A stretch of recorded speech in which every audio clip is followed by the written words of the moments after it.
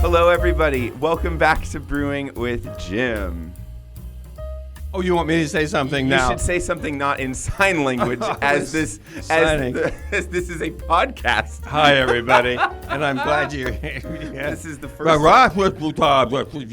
took us until start this over, will you? Please? No, this is it. This is canonical. This 54. Canonical. Episode 54. Let it be known, this is the episode where Jim tried to do his introduction in sign language. I did. This is a show where we take your questions. We about life, any part of life. It could be religion, it could be school, it could be your work, it could be family stuff. And Jim and I try to provide wisdom and insight or answers to your questions as best as we can.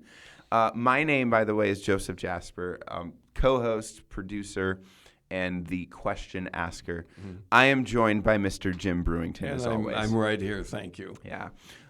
Today's question. Okay. This is a fun one for me personally, and we'll get into this. Are long-distance relationships a good idea? No. See you next week, everybody. Oh, okay. Let's tackle this. Yeah. Tackle it with me. I will. Yeah. Long-distance relationships, I don't know where the name came from, but they're called LDRs. I've never heard that. I've never heard the acronym. LDRs. Are they a good idea? First of all, we need to know how long the distance is, mm-hmm. and then we have to know what kind of relationship it is. Yes. Don't you think most people who ask that are talking about romantic relationships? Yeah, definitely. There are long-distance relationships in the military. So, sure. The husband or the boyfriend is deployed and gone for months. Yes. That's a long-distance relationship. The other long-distance relationships could be friendships. Mm-hmm. Sure. Yeah, I have friends who have worked here and have moved elsewhere, and we still have a contact with one another. Grady Sanchez, the original producer, question asker of this show for the first 20 or so episodes. We should let him know. And he moved off to a foreign state. And yes, he did. Where it's cold in the winter. And, yes. His decision. So we have that long-distance relationship. We have business relationships that become long-distance relationships. Often. Family, even. Parts of families, that immediate families, mm-hmm. Kids will go to college. People just, Absolutely. Is it a good idea? Well, it's forced. In some of those situations. A lot of those circumstances, so you don't have to decide if it's a good idea or not. It's just reality. Right. It's going to happen. But there are romance relationships, people who are dating, people who will declare they are in love with one another. Yes. And one of them wants to go to college in a foreign state, and one of them is going to stay closer to home. And is that a good idea? And it's going to be a struggle. Yes. There's no question about it. It can be done. Yes. I think that the intensity of the relationship will be diluted. Yes. Because I am big on face-to-face and watching facial expressions and even pheromones, if you will. I mean, you have to be close to somebody to enjoy them in that way. That's an intimate way that's absent from long-distance relationships. That's right. Even with FaceTime or Zoom or whatever the method is that you stay in contact, certainly by texting. I do not text any kind of emotion or, an emoji is not going to be an intimacy yes, of course. Exchange. How long can a long-distance relationship exist? I don't really know what the answer on that one is. There's some issues that have to be considered. One is commitment. Are you committed? We're going to be separated for 1 year. Are we committed that we are going to care for each other and be engaged in this relationship and so forth?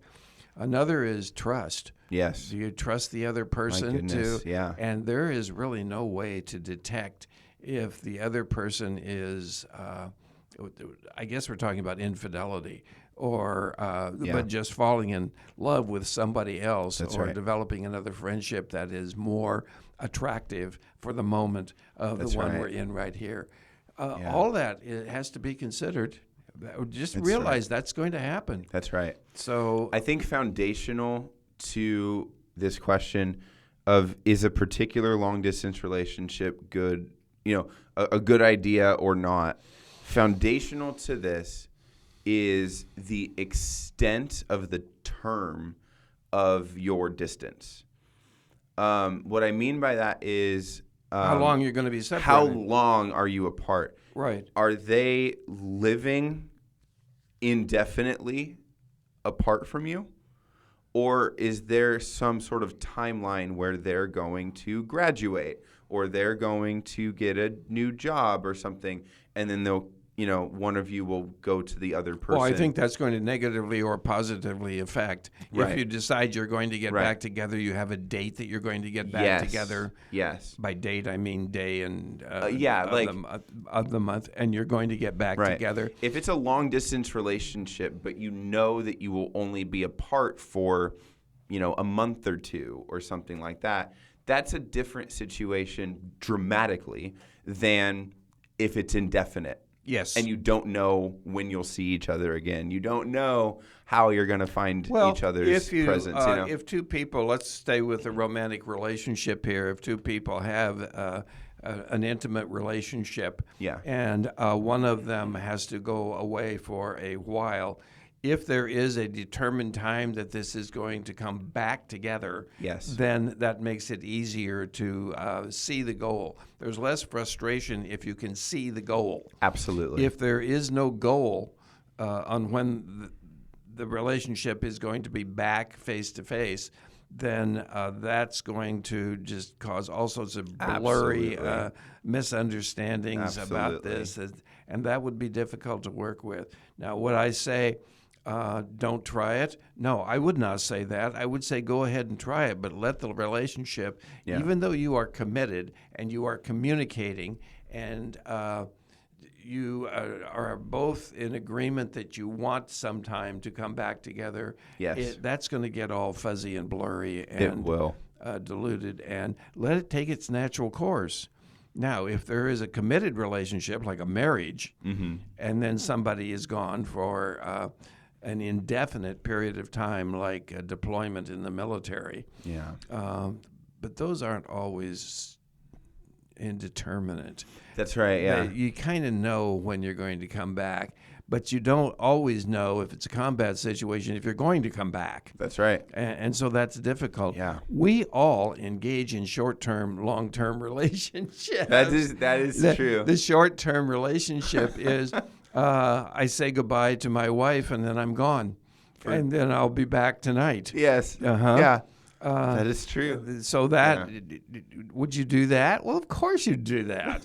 Yeah, that's routine. Yeah, absolutely. So I would not put any kind of value on good idea or bad idea. It may not be just an idea. It may be a forced situation where you have to be separated. And if you value the relationship, then commit to it and communicate. Yeah. If you value the relationship, if you don't value the relationship, people just go away. And it works out, and it's fine. Yeah. I had another thought there, and I can't remember what it is right now. That's okay. Talk for a minute. Yeah, let me share some of my experience with long distance relationships, because to people's surprise, to anyone's really surprise, I have experience in 3 different relationships at times being long distance. And they're all kind of different. Romantic relationships? Yeah. Yes, okay. Yeah, so my first girlfriend, we got together freshman year of college, and then we were long distance over the summer. And then we came back together. She wasn't from California. I'm from California. So the school year, freshman year ended. We each went to our respective hometowns for the summer, didn't see each other for 2.5, 3 months. and then we came back together. So the long distance-ness was the summertime. We came back together in our sophomore year, and for what it's worth, ended up breaking up during sophomore year. The second... Well, let me stop. Yeah. Did the long-distance relationship contribute to your breaking up later? No. It didn't. It didn't. It Okay. didn't in that situation. Okay. And I would tack that up to the fact that we knew we would come back together in like a relatively short amount of time. Right. You know, some number of weeks. Right. That we have to figure this out and navigate this, but then it'll be back to normal. You know. Okay. And so actually, now that I'm thinking about it, we made it 2 years. So there were two. We made it through sophomore year, and then it was the summer. Going into junior year, we broke up during junior year. Anyway, same kind of story though. Second relationship was when I was a senior in college, and I was dating someone who was a year younger than I was. She was a junior, I think. And what that created is a situation where I actually graduated and moved back home. In college, by the way, all this context is happening in Iowa. I went to Dort. Right. So I graduated in 2015, and then back to California. Came back to California. She had not just did we have the summer apart, but we would have had that school year and potentially indefinitely beyond that apart. So that was an indefinite situation in terms of the timeline. We ended up breaking up even just that first summer for a variety of reasons, but that. But again, the long distance had something to do with it. Incredibly, had everything to do with it. Incredibly, that relationship. I don't want to like super hyper dive into the details of one relationship here, but that relationship was, I think, predicated on a lot of familiarity with the campus and with that social group. So when I graduated and I moved back home and I got a full-time teaching job for the first time, and I developed a new friendships, and was going to a different church. Like 100%, like our lives just went in opposite directions. And that's none of our fault, but like that, a long-distance relationship. Well, is that just sounds like a natural end to the relationship. Absolutely. So that didn't have anything to do with it. I think that. Were you going to go with another one? There was one more. Okay. It's embarrassing to say, but in a way. But there was one more where we started dating. She's from California, and our families are relatively close from the church we were going to at the time. But she worked in Northern California at a school, but was looking to come back down to Southern California. So we spent some part of a school year apart. And then when that school year ended, she just moved back down here, and then we made it for a while. But anyway, all those relationships were like super, super different. The common thread is long distance-ness to them. And so what would your answer be? Is it a good idea? No. Is it no, I don't think so. It's a risky idea. If it is at all possible, don't do it. Right. Recognize the challenges that it's going to provide, and especially if there's no definitive timeline for reunion. Yes. If it is a situation like that first girl where we're going to split up for the summer, we got to go back home, the school year is out. Got it. We will come back together next in August or whatever. That's better. That just objectively better. Because you can plan on that, and you can work within that sort of the constraints that the time puts on you. Well, let me say that, if you will, that if you're going to have a long-distance relationship, know that the nature of the relationship will change. Absolutely. There is no question Absolutely. about that. So know that going in. Both of you should know that going in. The intimacy is not going to be... and by intimacy, I don't mean sex. I mean being close to somebody. Closeness. And you see facial expressions. Absolutely. And you enjoy being silent with each other. It's not uncomfortable. That's right. If it's a long-distance relationship, the silence is going to be disturbing, probably. I remember in my old school, I taught Bible. We've talked about this. I taught a unit in that senior Bible class that was about relationships generally, and wisdom in relationships, all this kind of stuff, and how it evolves into marriage and sexuality and things. But anyway, there was an analogy that me and the co-teacher, the other teacher at the school who taught the same class, used of a relationship being like a four-legged stool, and you have I forget what maybe all of the four were, but there's like spirituality, there's physicality, mental, and then like social well-being. And there's like these the legs of the stool. The four legs of the stool. And you want those legs to be the same length. Otherwise, the stool's going to be wobbly. It's going to tip over, whatever. So you can't go too far in one area, or you can't be lacking in one area. Well, you won't be balanced. Or else the thing won't work, right?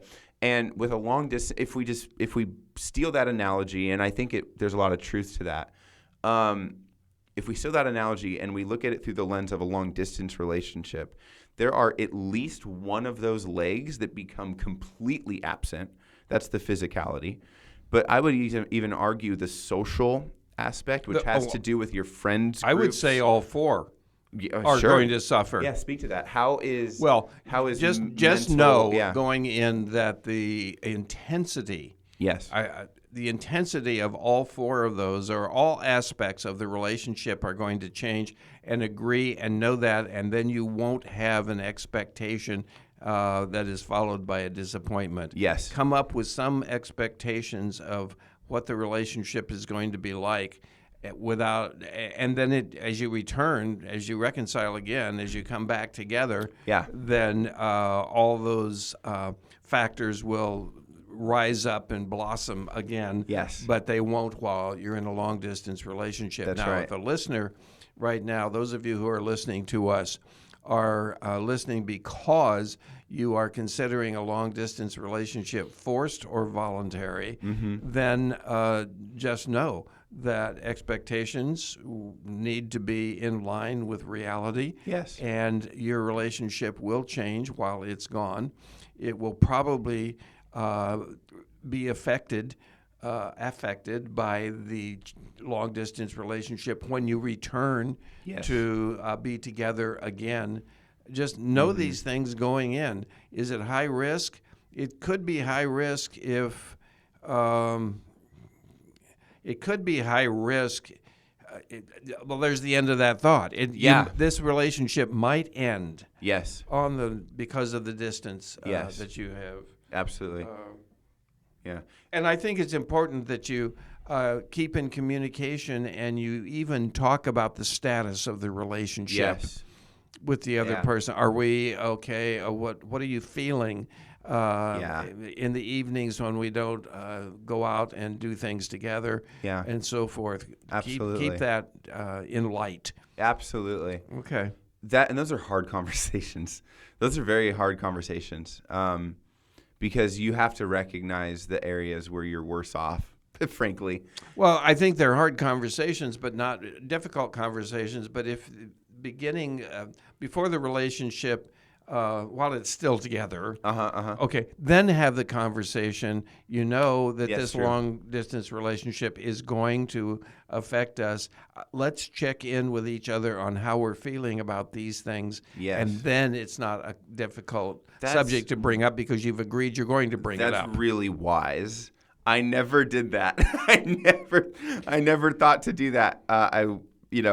We would have been better off. Well, you didn't have this podcast to listen to. That's right. I mean, now. That's right. Yeah. If only Brewing with Jim was a thing 10 years ago. Imagine. Wow.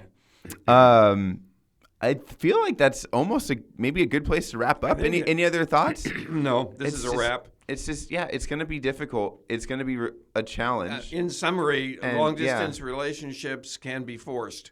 Sure. If they're forced and you want the relationship to continue, make it happen. Yeah. But it's going to change. Yes. And know going into it that it's going to change, and in what ways is it going to change. Check with each other, communicate regularly, and ask the questions about how are we doing. Yes, absolutely. I love that. We'll leave it there. Let's jump to our second segment, which is always a question that Jim does not know ahead of time. It's always a goofy question. Here it is for this week, Jim. Do you or have you ever played any musical instruments? And if not, which one would you most want to learn? Oh, my. The answer is yes. Okay. I have played. When I was a child, I was forced to take piano lessons. My mother thought it was important. My dad was supportive, and I did take piano lessons, and I never really enjoyed it. I just didn't like it at all.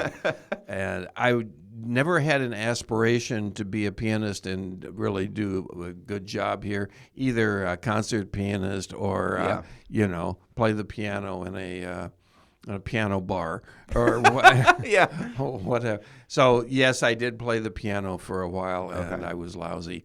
Mm-hmm. I also played alto saxophone.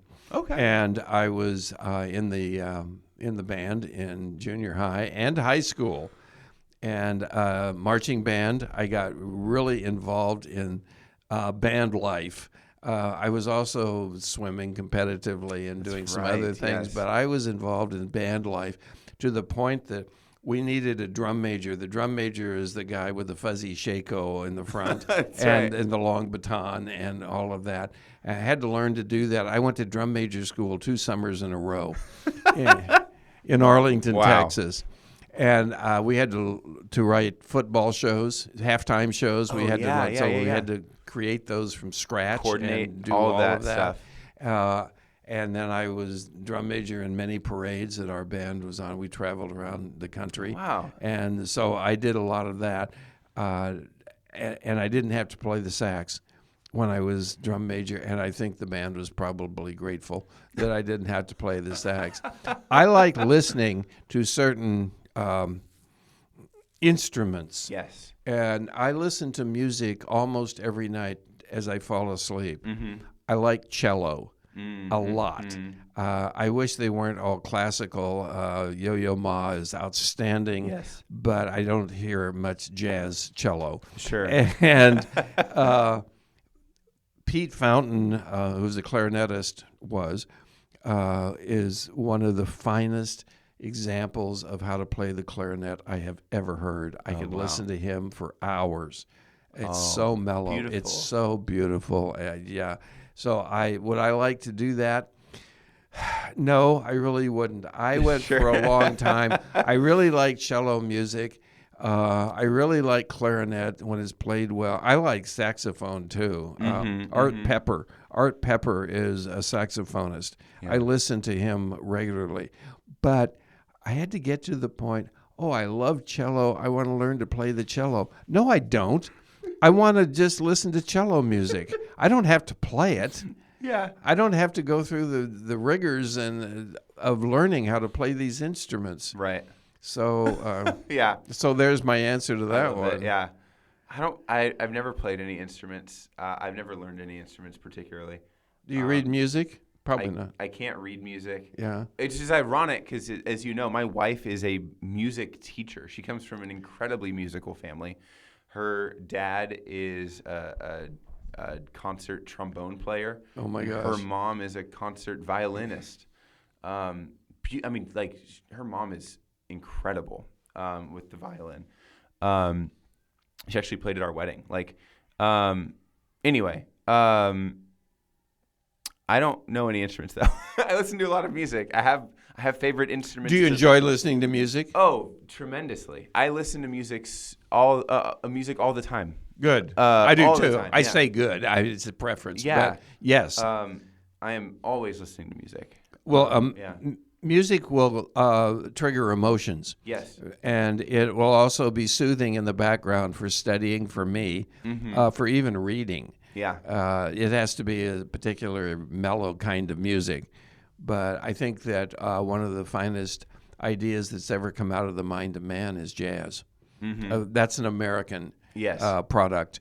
Yes. I really like jazz, but there are some people who don't. I had a friend who said, "Oh, jazz, that's the music that never goes anywhere." Yeah. Well, It's like, have you ever seen the movie La La Land? I have not. I know of it, of course. It's about jazz, kind of vague, at least vaguely. There's this line in this movie. There's a guy who's like a connoisseur of jazz, wants to open his own jazz club and spread the message. And he's lamenting that jazz has become, I think he says, what people put on at the back, like in the background of cocktail parties that they don't care about. True, or Dixieland parties Sure. or something like that. There are times when I want to listen to music and I close myself into a room and listen. Yes. To the music. I analyze is probably too strong, but I'm aware of different instrumentation and musicality you're and all of that. Different things. But background music, I like that too. Yes. It's just there. Yeah. And it adds a mellowness. It adds. It adds. That's right. To life. Yeah. So let's wrap up this episode. And the funny part about this is that we have. As we sign off of this show, we edit in background kind of jazzy music. We do. So audience, you'll get to hear this momentarily. First, though, thank you for listening. Thank you for very contributing your questions and for letting us know how we're doing. We have an email address that is brewingwithjim@gmail.com. Right. We always love hearing from our audience. And so if you want to introduce yourself, if you want to share your story or share a question that you have that you'd like us to answer, that's the best way to do it. Again, it's brewingwithjim@gmail.com. So with that, friends, it's another episode in the books. Thank you for listening. Thank you, Jim. It's always my pleasure. Yeah. We have a good time doing this. We really do. We really do. Thank you all very much. Have yourselves a great week.